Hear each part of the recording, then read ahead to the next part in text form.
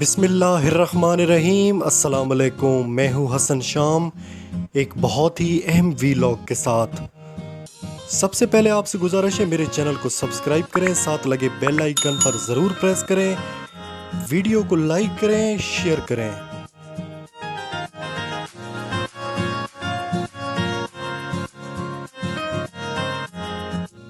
میرے پاکستانیوں، جب کوئی کھیلوں کا ایونٹ ہوتا ہے یا کوئی ورلڈ کپ کھیلا جاتا ہے تو اس ورلڈ کپ کا ہر میچ دلچسپ ہوتا ہے، مگر جب بات کوارٹر فائنل، سیمی فائنل تک پہنچتی ہے تو یہ ایونٹ مزید لوگوں کی توجہ حاصل کر لیتا ہے۔ پھر جب فائنل کھیلا جاتا ہے تو پورے ورلڈ کپ کا لطف ایک طرف مگر فائنل کا مزہ ایک طرف۔ یہ فیصلہ کن مرحلہ ہوتا ہے، آر یا پار۔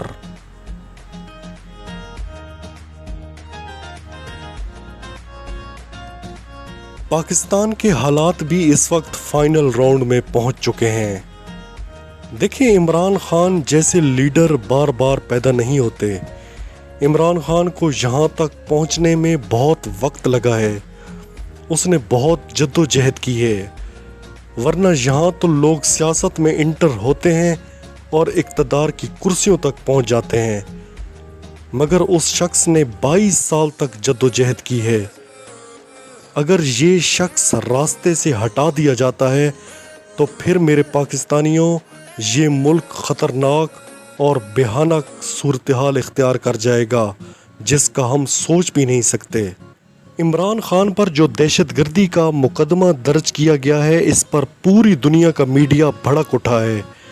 اقوام متحدہ نے نوٹس لے لیا ہے۔ عرب میڈیا کو انٹرویو دیتے ہوئے اقوام متحدہ کے ترجمان نے کہا کہ ہم پاکستان کے سابق وزیر اعظم پر لگائے جانے والے الزامات سے آگاہ ہیں۔ انہوں نے کہا کہ آزاد اور جانبدارانہ طریقے سے قانونی کارروائی کی جائے۔ میرے پاکستانیوں، اس سے پاکستان کی پوری دنیا میں رسوائی ہو رہی ہے۔ عمران خان کوئی عام انسان نہیں، وہ اس وقت دنیا کے ٹاپ لیڈرز میں سے ایک ہے جسے دنیا فالو کرتی ہے۔ اپنے دور اقتدار میں جس طرح عمران خان نے کرونا وائرس سے مقابلہ کر کے دنیا کو متاثر کیا، عمران خان پاکستان کی وہ شخصیت ہے جو 5 دہائیوں سے دلوں پر راج کر رہی ہے۔ دنیا اسے مسلسل میدان میں لڑتے ہوئے دیکھ رہی ہے۔ عمران خان کو اسلام آباد ہائی کورٹ نے 31 اگست کو طلب کر لیا۔ اسلام آباد ہائی کورٹ میں سابق وزیر اعظم عمران خان کے خلاف ایڈیشنل سیشن جج زیبا چودھری کو دھمکی دینے پر توہین عدالت کیس کی سماعت ہوئی۔ اب 31 اگست کو عمران خان کو طلب کر لیا گیا ہے۔ تحریک انصاف نے بھی اپنی حکمت عملی تیار کر لی ہے۔ اگر عمران خان کو توہین عدالت پر نااہل کیا جاتا ہے تو پورا ملک لاک ڈاؤن کر دیا جائے گا اور شہروں کے داخلی اور خارجی راستے بند کر دیے جائیں گے۔ لسبیلا ہیلی کاپٹر حادثہ منفی پراپاگنڈا چلانے والوں کی رپورٹ انفرادی مہم قرار دے دی گئی، جبکہ رپورٹ میں تمام سیاسی جماعتوں کو کلین چٹ مل گئی ہے۔ اب یہاں جیو نیوز پراپاگنڈا کرنے سے ابھی تک باز نہیں آ رہا۔ یہ خبر جو آپ دیکھ رہے ہیں یہ بول نیوز کی ہے۔ یہ دوسری خبر مجیب الرحمان شامی کے اخبار پاکستان گروپ کی ہے۔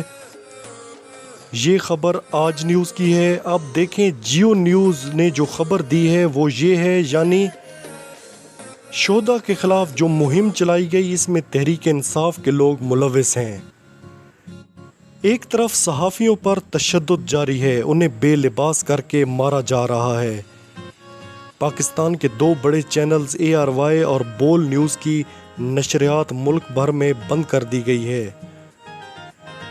مگر دوسری جانب جھوٹ پھیلانے والوں کے خلاف کوئی کارروائی نہیں ہے۔ تحریک انصاف والوں کو اس پر ضرور ایکشن لینا چاہیے۔ اب تک کے لیے اتنا ہی۔ اللہ حافظ۔